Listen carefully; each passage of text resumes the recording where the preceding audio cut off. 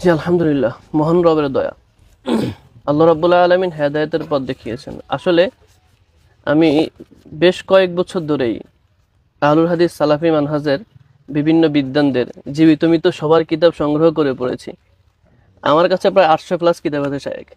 মাশাআল্লাহ, সালাফি বিদ্বানদের আগের এখনকার যুগে যেমন আমাদের এই শায়েখের সবগুলা কিতাব সংগ্রহ করেছি, যেখানে পেয়েছি যেখান থেকে সবগুলো সংগ্রহ করেছি।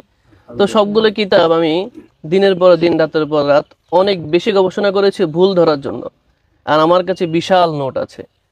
তো যাই হোক, গবেষণা করতে করতে যত বেশি গবেষণা করছি তত অবাক হচ্ছি। একটা সময় মানে নিজের মধ্যে অনুশোচনা হলো যে না, আসলে আমি মনে হয় ভুলের মধ্যে আছি।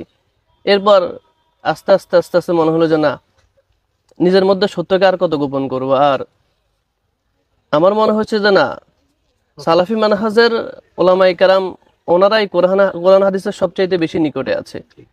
এই সকল বিষয়গুলো ভাবতে ভাবতে আসলে তেমন কোনো প্রতিকূল পরিবেশ ছিল না যে প্রকাশ করবো, বলবো। যার কাছে বলতে গিয়েছি তার কাছ থেকে ব্লেমের শিকার হয়েছি। আমার সহপাঠী, ক্লাসমেট, ছাত্ররা যাদের কাছে একটু একটু শেয়ার করেছি তারা আমার সব থেকে বেশি ক্ষতি করেছে। এখন সব দিক থেকে আমাকে কোণঠাসা করেছে। যাই হোক, আমার আসলে চাওয়ার মতো কিছু নেই, জাস্ট আপনাদের কাছে একটু দোয়া চাই, ভালোবাসা চাই, এতটুকু।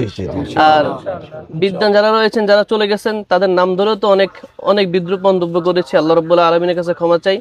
আর যারা জীবিত আছেন শায়েখ, ওনাদের নামে তো অনেক বেশি মিথ্যাচার করেছি, অনেক বেশি গালিগালাজ করেছি, অনেক বেশি ব্লেম দিয়েছি। ওনাদের কাছে আমি তো ক্ষমা চাই। না না না, এগুলো وأجتاز السماء جلالا فأزيد أسراب الغيوم جمالا